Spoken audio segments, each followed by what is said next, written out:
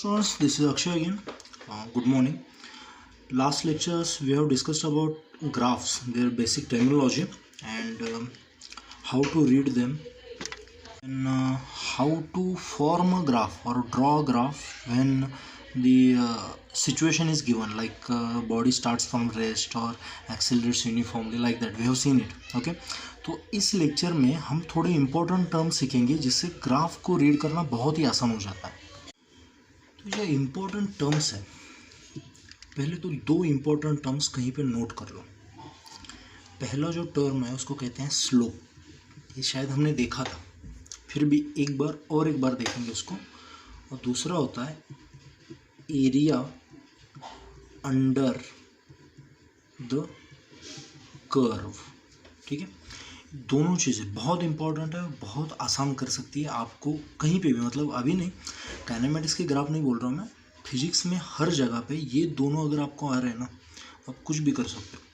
तो पहला है स्लोप और दूसरा है एरिया अंडर कर्व. स्लोप हमने देखा था, लेकिन इसको अलग मेथड से समझते हैं. स्लोप को अगर मान लो मैंने एक ग्राफ निकाला है जिसमें एक बॉडी ऐसे चल रही है कुछ. ओके, इसमें मैंने देखा ये जो छोटा सा टाइम दिख रहा है यहाँ पे, ये टाइम का है और ये डिस्प्लेसमेंट का है. मान लो एक्सटी ग्राफ की बात कर रहा हूँ. ये जो छोटा सा टाइम है यहाँ पे बहुत ही छोटा है, तो बहुत ही छोटा है तो इसको मैं dt कह सकता हूँ.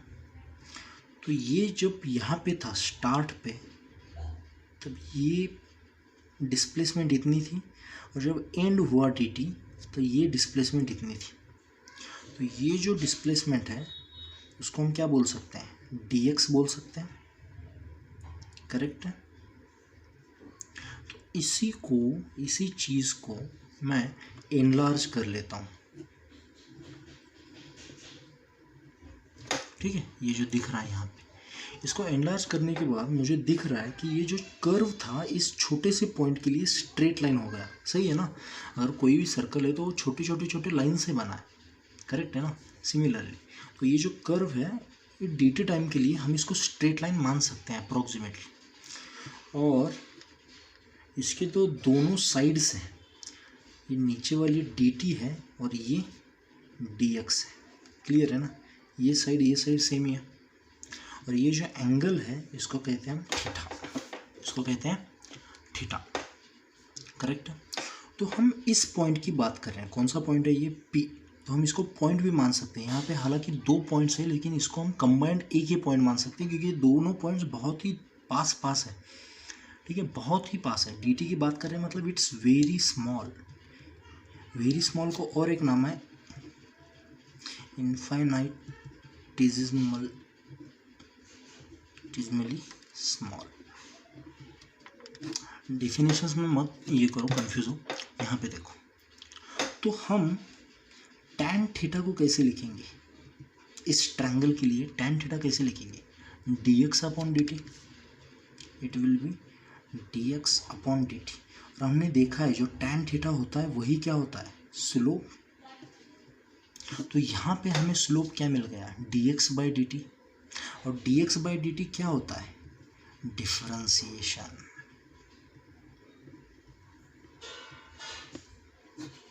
क्या होता है, डिफरेंशिएशन. तो स्लोप जो हम निकालेंगे इसके बाद वो किससे निकालेंगे, डिफरेंशिएशन से. करेक्ट है. और फिर और एक डिफरेंशिएशन का भाई है कैलकुलस में, जिसमें हमने कुछ रेक्टेंगल या सर्कल के एरिया भी निकाले थे.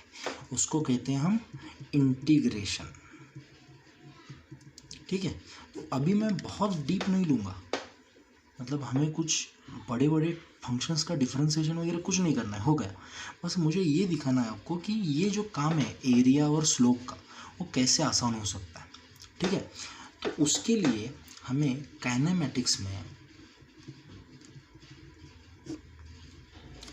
के पैरामीटर्स कौन से हैं. पहला तो है डिस्प्लेसमेंट, उसके बाद वेलोसिटी और उसके बाद एक्सेलरेशन. करेक्ट है. अगर मैं डिस्प्लेसमेंट को डिफरेंशिएट करूं dx बाई dt, तो मुझे क्या मिलती है, वेलोसिटी मिलती है।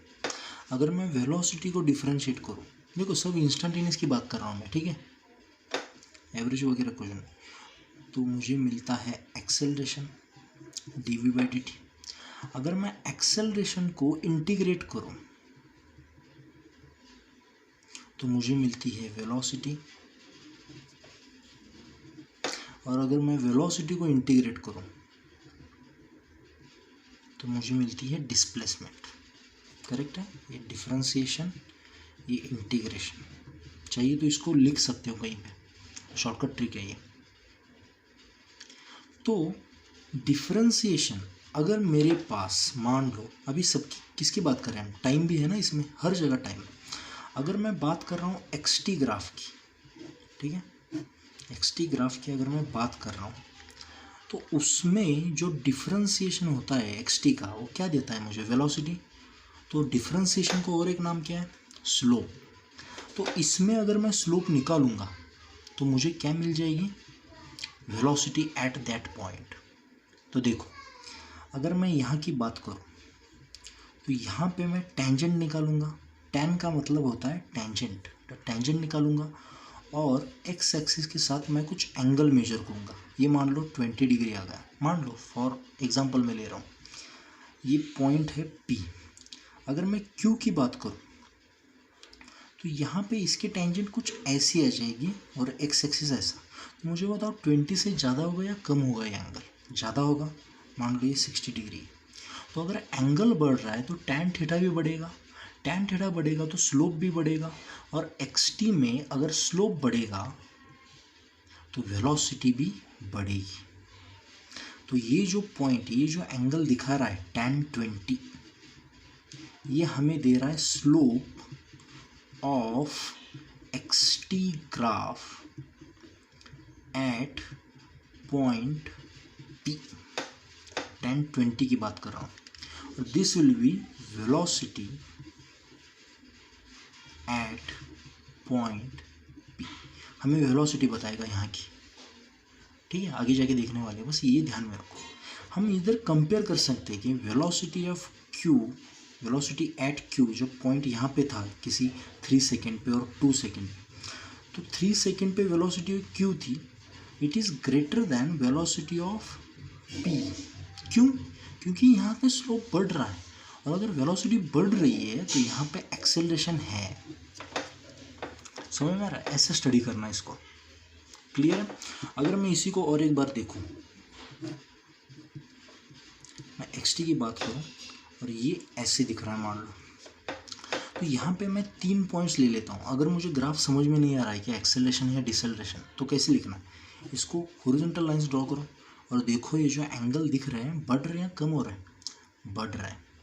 अगर ये बढ़ रहे हैं तो velocity v1 v2 v3, v3 is greater than v2 is greater than v1, मतलब बढ़ रहा है, मतलब एक्सेलरेशन इज पॉजिटिव।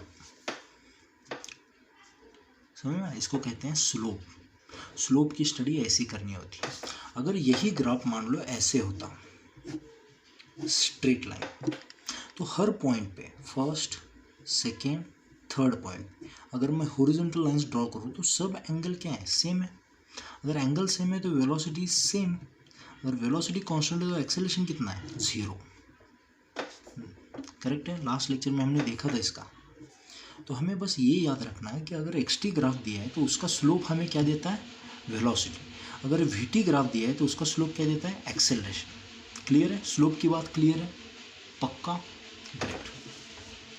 तो स्लोप तो हमें क्लियर। अभी एरिया क्या होता है, एरिया के बारे में बाद में देखते हैं, पहले थोड़े एग्जांपल स्लोप पे देखते हैं। एरिया तो बहुत सिंपल है, एक बार आप अगर आ जाएगा ना आपको बहुत सिंपल लगने लगेगा फिर, ठीक है। तो एरिया बाद में देखते हैं, पहले तो स्लोप क्लियर है ना सबको, गुड। क्वेश्चन ले लेते हैं, comment about the graph given. ये ग्राफ दिया है, कौन सा ग्राफ है, एक्सटी ग्राफ, ठीक है। तो हमें कमेंट करनी है, तो ओ, ए, बी और सी, ये 3 पॉइंट्स लेते हैं, ठीक है। तो ओ ए के बारे में अगर मैं बोलूँ, section O A, if I talk about this section O A, तो यहाँ पे अगर देखोगे तो ये स्ट्रेट लाइन जा रही है, मतलब सब जगह पे जो स्लोप्स हैं सेम है, ठीक है। तो xt का स्लोप क्या होता है, velocity, so velocity is constant, that's why acceleration is 0। सही है। अगर मैं ए से बी की बात करूं तो ये ऐसे दिख रहा है, अगर ऐसे दिख रहा है तो यहाँ पे देखो ये जो एंगल दिख रहे हैं यहाँ पे, ये बढ़ते जा रहे हैं। मतलब ए बी की अगर बात करूँ मैं तो velocity is increasing, so acceleration है यहाँ पे, वो कांस्टेंट है, वेरिएबल है, बात की बात है, लेकिन वेलोसिटी बढ़ रही है तो acceleration is present and that is positive acceleration.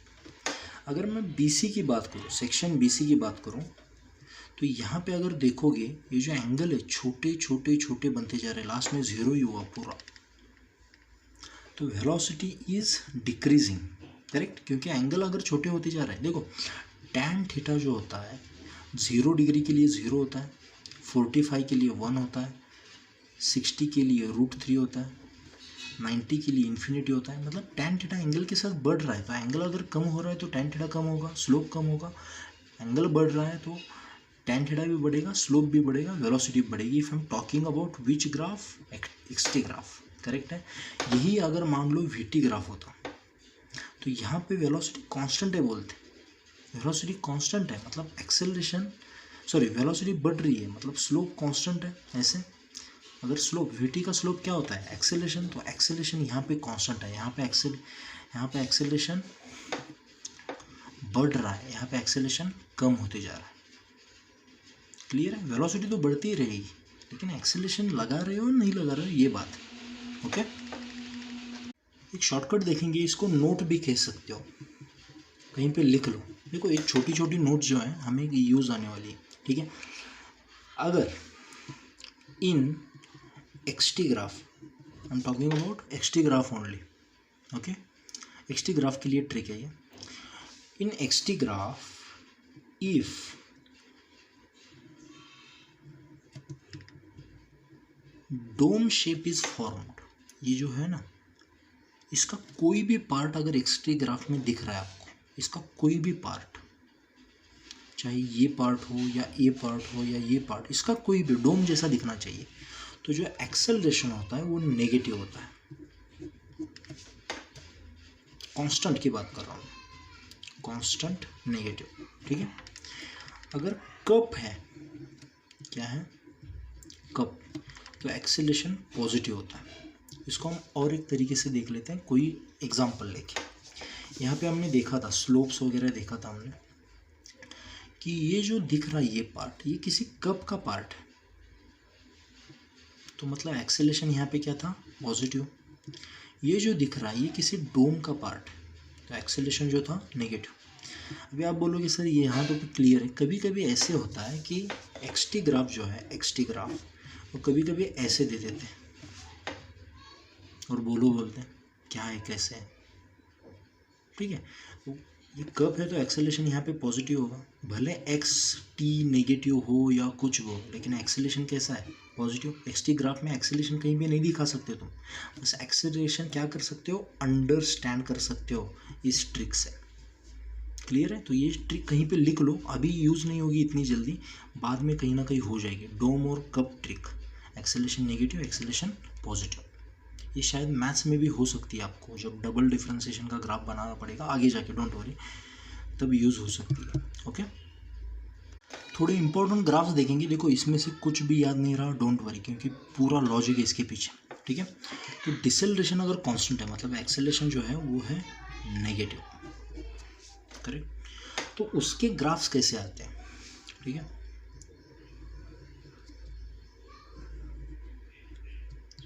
पहले तो देखते हैं हम xt ग्राफ, और नेगेटिव के लिए मैंने बोला था डोम शेप, ठीक है। तो हम इसकी कंडीशन समझ लेते हैं। मान लो एक गाड़ी है 10 मीटर पर सेकेंड से भाग रही है, समझ लो बस।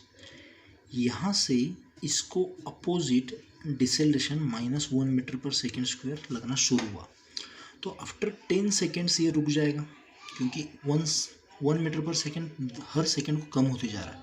तो 10 सेकेंड्स में ये यहाँ पे रुक जाएगा। अगर डिसेलरेशन कंटिन्यू रहा तो ये यहाँ से वापस भी आ सकता है ऐसे, ठीक है। तो ये अगर साइड प्लस मानी और ये माइनस मानी, तो पहले जो डिस्प्लेसमेंट थी बढ़ती जा रही थी, फिर यहाँ से कम होते आ रही है। वेलोसिटी जो प्लस में थी पॉजिटिव, यहाँ से रिटर्न होने के बाद निगेटिव बन गई। एक्सेलरेशन क्या होगा सोचो, एक्सेलरेशन कांस्टेंट ही है, एक्सेलरेशन में कोई बदलाव नहीं, ठीक है। तो अगर हमें पूछा है कि t is equal to 12 second तक बताओ, तो हमें तो पता है t is equal to 10 second तक ये रुका था। तो ये कैसे होगा देखो, मैं पहले ड्रॉ करता हूँ, उसके बाद मैं आपको समझाता हूँ। Sorry,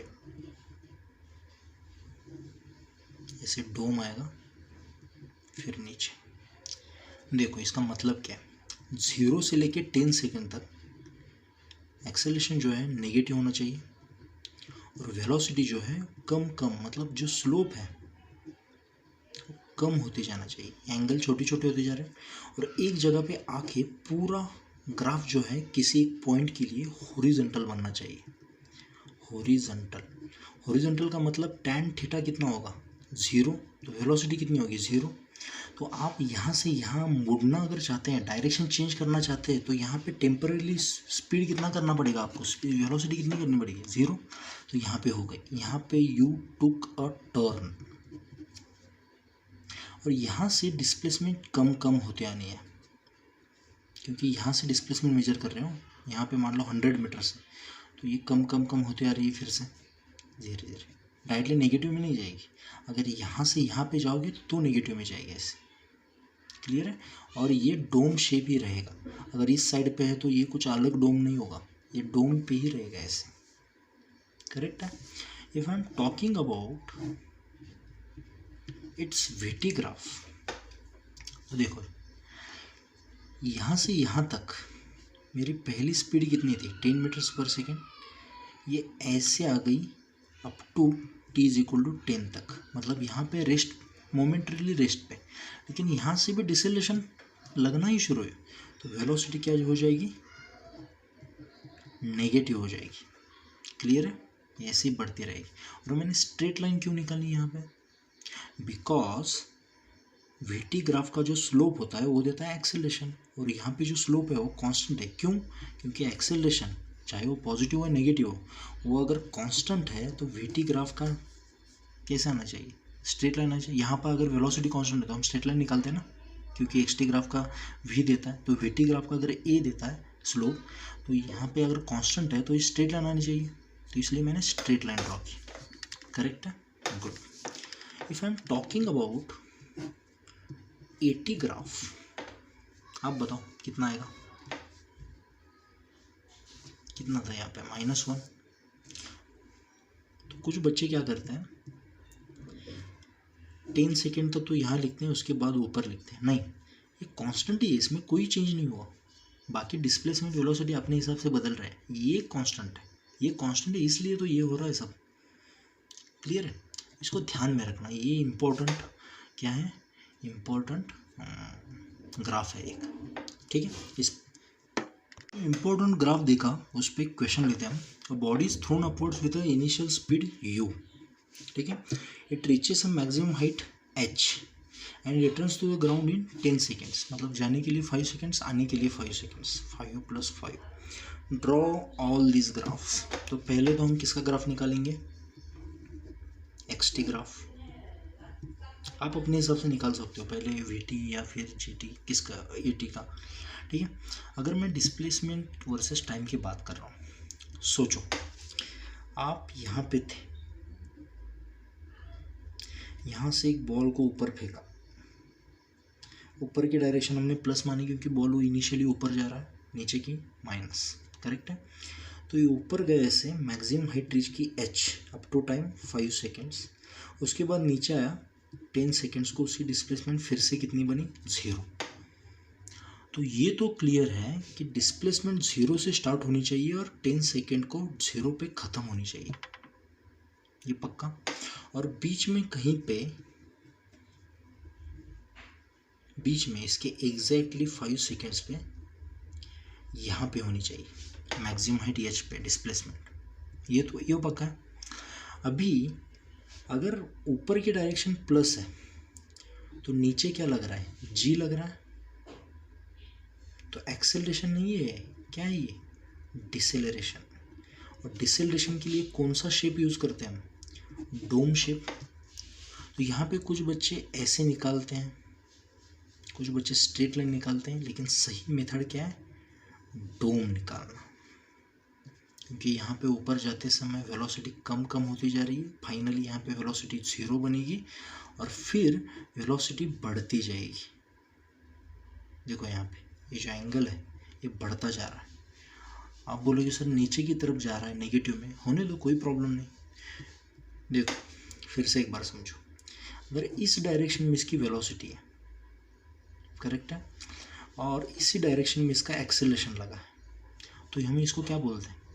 positive acceleration.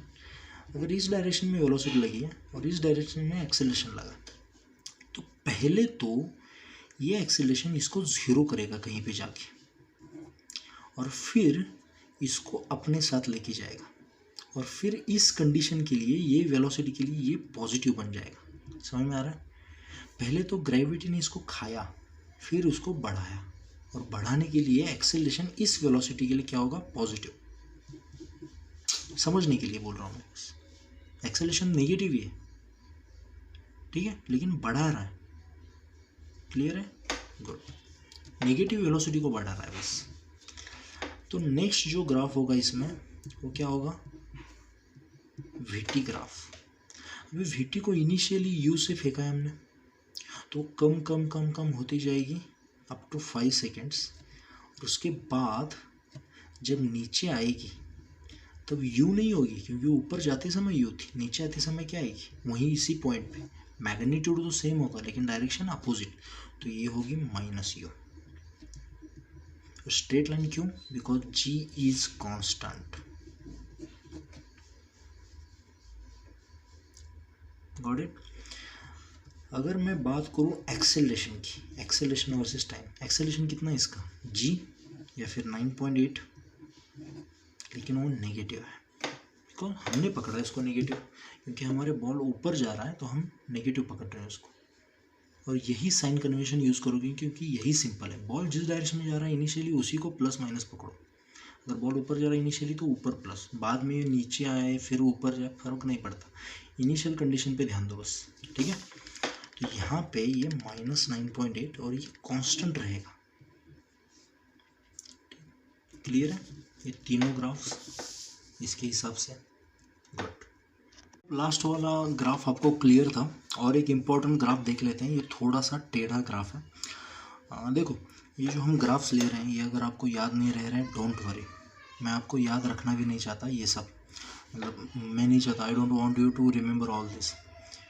बस हमें ये देखना है कि अगर हमारे पास सामने कोई ग्राफ आ रहा है, क्योंकि JEE में कोई क्वेश्चन रिपीट नहीं होगा, नीट में कोई क्वेश्चन रिपीट नहीं होगा, कंसेप्ट रिपीट होगी। तो ग्राफ कोई भी आए सामने, हम उसको कंप्रहेंड करना सीखना चाहिए, हमें कंप्रहेंशन आना चाहिए उसका, वही हम सीख रहे हैं। तो बस इनको एज अ पजल देख लो, ठीक है। पजल्स हमें मतलब कभी भी आ सकती है सॉल्व करने, तो इसको टेंशन नहीं लेना इसका। अगर ये मुझे ग्राफ याद नहीं रहा है, don't worry, I don't want you to remember all this, you are not memory cards, okay. तो देखो ये कोऑर्डिनेट एक्सेस दिए हैं यहाँ पे, ओके, इनके हिसाब से हमें प्लस माइनस लेना है। भले हमारा बॉडी यहाँ पे जाए और यहाँ पे जाओ, ऐसा यहाँ पे कंडीशन दिया है, लेकिन हम जनरली ऐसे नहीं करते, जिस डायरेक्शन में जा रहा है उसी को प्लस लेते हैं।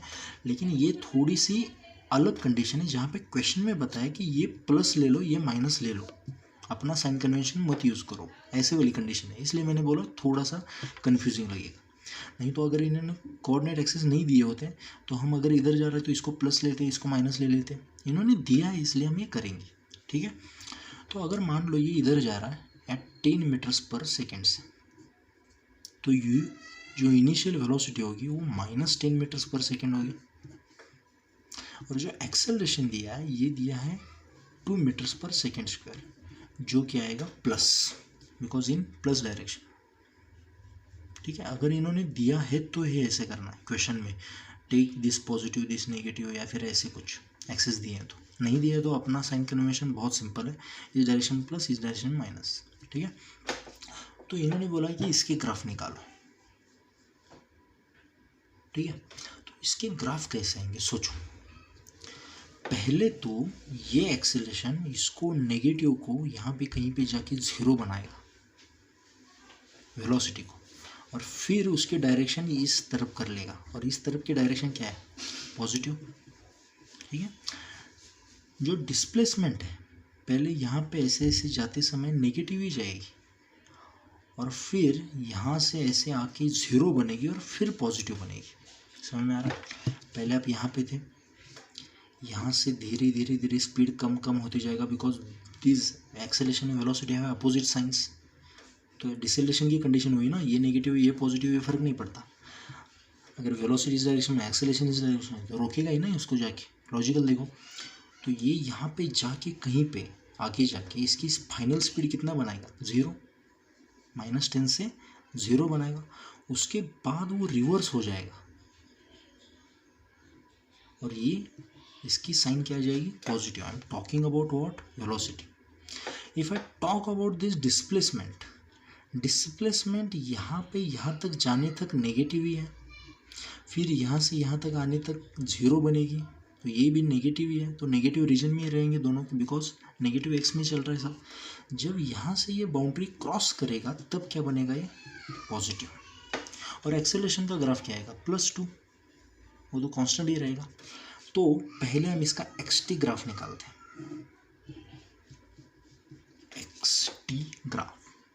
तो देखो, तो नेगेटिव एक्स में आना ही है इसको, क्योंकि वेलोसिटी उसी में भागेगा ना ये। अगर वेलोसिटी यहाँ पे, तो बॉडी यहाँ पे नहीं भाग सकती, रॉन्ग है वो, क्योंकि यहाँ पे ही इसको जाना पड़ेगा। जिस डायरेक्शन में डिस्प्लेसमेंट होता है उसी डायरेक्शन में वेलोसिटी होती है। ठीक है, तो पहले तो यहाँ पे कहीं मान लो ये 50 मीटर्स पे रुक गया जाके और फिर वापस आया, तो हमें -50 मीटर्स तक हमें क्या करना पड़ेगा, यहाँ पे कहीं पे आना पड़ेगा, ज़ीरो से यहाँ तक, और फिर उसके बाद ज़ीरो पे आ गए जाके 50, और फिर सिर्फ ये नेगेटिव में इसलिए -50 ले लिया इसको। ठीक है, उसके बाद जब यहाँ पे आएगा तब ये पॉजिटिव बन जाएगा यहाँ से। अभी इसको ग्राफ कैसे निकालना है, ऐसे निकालना है, स्ट्रेट निकालना है, तो हमें बस एक ही कंडीशन देखनी है कि एक्सेलरेशन पॉजिटिव है या नेगेटिव। पॉजिटिव है, पॉजिटिव तो क्या बनेगा, कब बनेगा, तो इसको कब बना दो, हो गया,